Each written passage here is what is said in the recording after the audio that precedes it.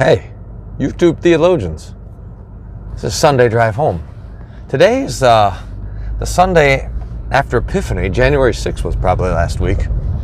And so a lot of us got to think today about the baptism of Jesus. Now, the old lectionary nerd note here that the old feast of the baptism of Jesus is always 8 days after Epiphany. So 6 plus 8, whatever that is, that day in January is the baptism of Jesus Day. But it's nice to have it on a Sunday and to hear the text. I think now there's a riddle in the baptism of Jesus in Matthew 3 where Jesus talks about, John says, you shouldn't be baptized by me, I should baptize you. And Jesus says, let it be so now to fulfill all righteousness. I think I want to do a cartoon on that this week. I'm going to try to animate that on a video on what that looks like. So I thought we could talk together about this business of Romans chapter 6. Romans chapter 6 is this beautiful text about, Paul says, don't you know that if you've been baptized with Christ, you were buried with him through baptism into his death, so that even as Jesus is risen from the dead, we too may live a new life or walk in newness of life. Peripateo, that's the walk in Greek. So there's this whole theology of walking. I think it goes back to the philosophers. I mean, what do I know? There was the peripatetic philosophers and the Stoic. It depends on if you taught when you were walking around or... Anyway, no matter. The text is amazing to try to imagine. So, okay. Remember, you got to have an imagination to be a theologian. And you got to be able to... You gotta, how does this go? That the theological imagination is, every sense is activated through the ears. So as you hear the text, you got to be able to see it and smell it and think it and everything like this. And so here's the picture. See if you can imagine this with me. You are the man being crucified next to Jesus. Now this is a hard one to imagine because you're going to die, and it's hard to think about how you could be aware of your own existence after dying in the body, but we just have to imagine it, see how you do.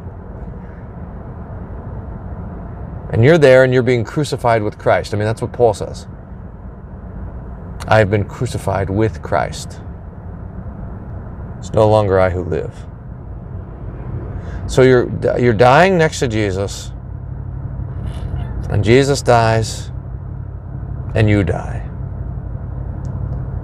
And so the guys come and they pry Jesus off of the cross, with whatever kind of crowbar is able to peel a 9-inch nail out of a log in a hand.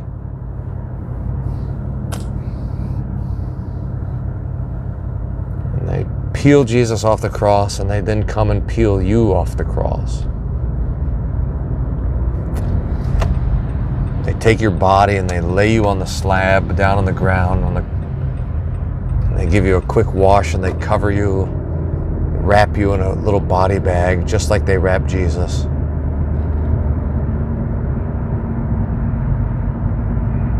And then a couple of guys lift up Jesus. A couple guys have his shoulders and his head, and another guy has him by the heels. And they start carrying him down the road. And a couple other guys pick you up too, and they're following these guys, and they go down and they go off the road down a path.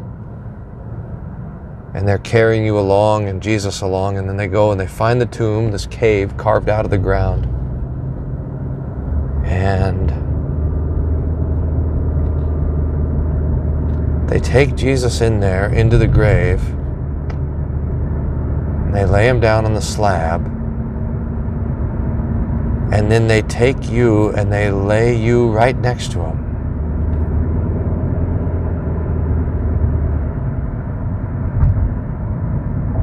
And it's cold and it's dark, and they roll the stone over.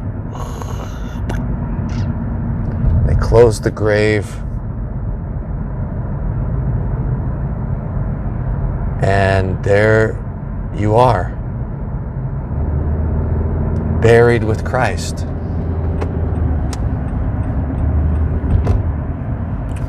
And you're there for a couple of days until suddenly you're not dead anymore. And you look over and neither is Jesus.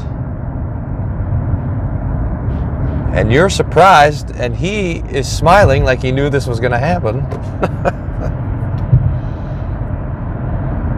And he looks at you and he says,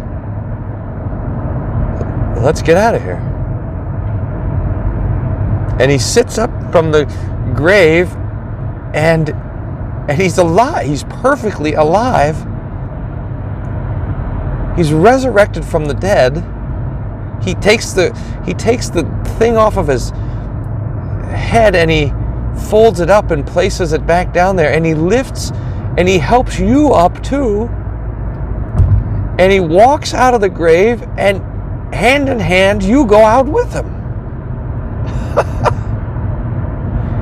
Can you imagine that?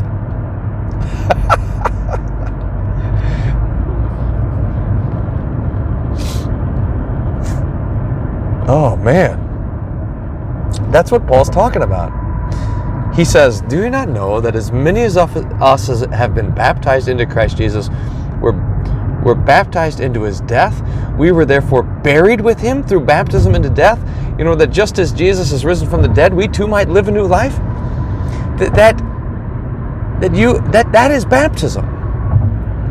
That dying with Christ, being buried with Christ, being risen from the dead, that is your baptism. That's what happened when you were baptized.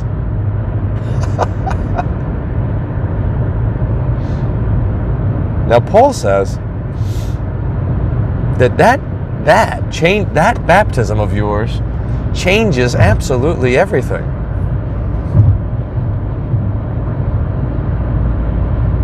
It certainly changes the way you look about death, because you don't have to die anymore. It happened already. When death comes and says, "Hey, you should be very afraid of me," we say, "It's no big deal. Died. I'm already dead. I'm already buried, and I'm already raised. For me to live is Christ, to die is gain." And it changes the way we look at life. That's probably Paul's main point in Romans chapter 6. He says, should we continue in sin that grace may abound? No, you've already died to it. So we should consider ourselves dead to sin and alive to Christ. If you've died to sin, you're free from it. So the picture is, you got to imagine being a servant of just a tyrant of a guy, just some wicked kind of fella. And here was the picture in the sermon this morning, is that this guy sends you out for water, you know, "Hey, take the jug, go get me some water, I'm thirsty." So you're going out to serve your master, your tyrannical master, to get him some water. And on the way to the well, you die. Blah. There you are on the side of the road, and your master's back home getting thirsty, and he says, "What is that guy doing? What a miserable slave. I'm going to go see what he's up to." And so he comes and he finds you laying on the side of the road dead, and he says, "Hey, what are you doing? Get up. I told you to get some water. You have to do what I say."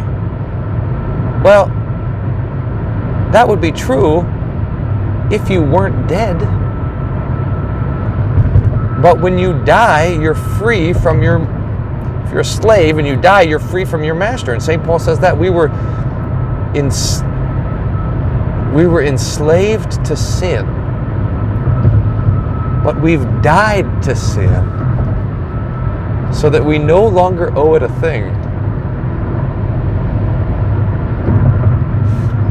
Sin comes along and says, "Get up, do what I want you to do," and we say, "Sorry, guy, I don't belong to you anymore. I belong to Jesus, life." Death comes along and says, "Hey, you're supposed to serve me," and we say, "Sorry, I died already. I'm free from your tyranny. I belong to Jesus. Now that is quite wonderful. Do you not know, Paul says,